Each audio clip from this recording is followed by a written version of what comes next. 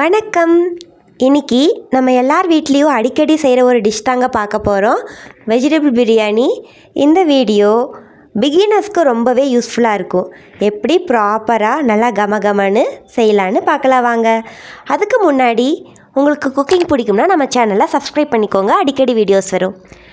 இன்றைக்கி வெஜிடபிள் பிரியாணி பண்ணுறதுக்காக பாஸ்மதி அரிசி எடுத்திருக்கேன், ஒரு கப் அளவு எடுத்திருக்கேன். இதை நம்ம செய்கிறதுக்கு ஒரு 10 நிமிஷத்துக்கு முன்னாடி ஊற வச்சா போதுங்க.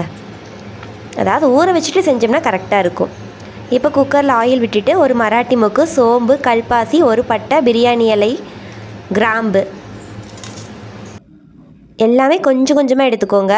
ஆயில் சூடானதும் நம்ம எடுத்து வச்சுக்கிற பிரியாணி பொருட்கள், வாசனை பொருட்களை போட்டுக்கலாம். கூடவே 2 ஏலக்காய் போட்டுட்டு மீடியம் ஃப்ளேமில் வச்சுட்டு கரிஞ்சிடாமல் மிக்ஸ் பண்ணி விட்டுக்கோங்க. இப்போ அது கூடயே ஒரு 6 முந்திரி பருப்பு ஆட் பண்ணிக்கலாம். பிரியாணி ரிச் ஃப்ளேவரில் கிடைக்கும். ஸ்கிப் பண்ணாமல் பாருங்கள், ஒவ்வொரு டிப்புமே ரொம்ப யூஸ்ஃபுல்லாக இருக்கும். இப்போ முந்திரி பருப்பு செவந்து வந்ததும் ஒரு பெரிய வெங்காயம் நீல வாக்கில் கட் பண்ணி வச்சுருக்கேன், அதையும் ஆட் பண்ணிக்கலாம். இது பெரிய சைஸ் வெங்காயம், அதனால் 1 ஆட் பண்ணியிருக்கேன். சின்ன சைஸ்னால் 2 ஆட் பண்ணிக்கோங்க. வெங்காயம் நல்லா வதங்கி வரணும், ப்ரௌனிஷ் ஆகணும். அது வரைக்கும் கைவிடாமல் வதக்கி விட்டுருங்க. இதை விடவே நமக்கு கொஞ்சம் லைட்டாக ப்ரௌனிஷ் ஆகி வரணும். 5 நிமிஷம் வதக்குனிங்கன்னா இந்த மாதிரி ப்ரௌனிஷ் ஆயிரும். இந்த ஸ்டேஜில் தான் நம்ம அடுத்து தக்காளியை ஆட் பண்ணிக்கணும். ஒரு மீடியம் சைஸ் தக்காளி ஆட் பண்ணியிருக்கேன்.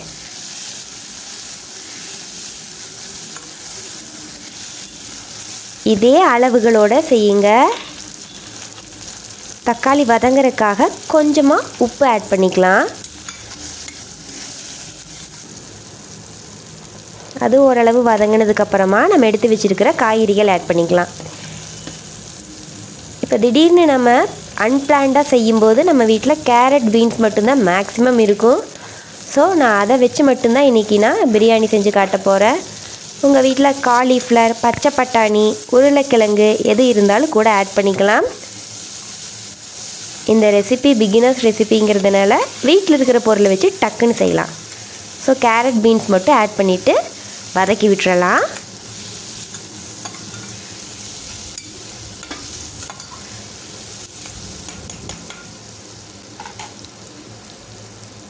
ஒரு 2 நிமிஷம் வதங்கும்.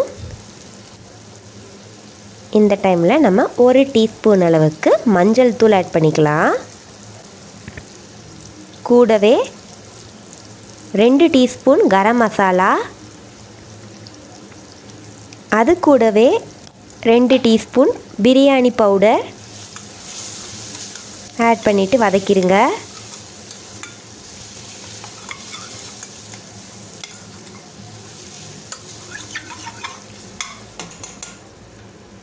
மசாலா பச்சை வாசம் போகிற வரைக்கும் வதக்கிட்டு இப்போது மீல் மேக்கர் சோயா சங்க்ஸ் இருக்கு இல்லையாங்க, அது ஒரு கைப்பிடி அளவு 10 நிமிஷம் சுடு தண்ணியில் ஊற வச்சு தண்ணியெல்லாம் வடிச்சிட்டு ஆட் பண்ணியிருக்கேன். இப்போ புளிக்காத தயிர் ஒரு டேபிள் ஸ்பூன் அளவுக்கு ஆட் பண்ணிவிட்டு அதையும் மிக்ஸ் பண்ணி விட்டுருங்க. ஒவ்வொரு ஐட்டமும் ஒரு 2 நிமிஷம் வதக்கிட்டு அடுத்த ஐட்டம் ஆட் பண்ணிக்கோங்க.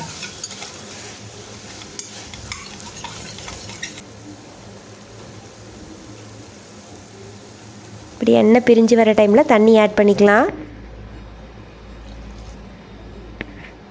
தண்ணி பார்த்திங்கன்னா 1 டம்ளருக்கு 1.5 டம்ளர் தண்ணி ஆட் பண்ணியிருக்கேன். எப்பயுமே பிரியாணிக்கு அதுதான் அளவு, 1க்கு 1.5.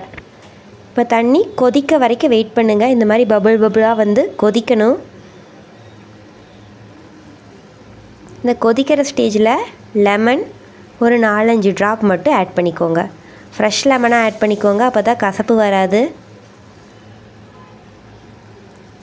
அப்போவே நம்ம ஊற வச்சுருக்க பாஸ்மதி அரிசியும் ஆட் பண்ணிக்கலாம், 1 கப் அளவு. இது 2 பேர் சாப்பிட்றதுக்கு கரெக்டாக இருக்கும்.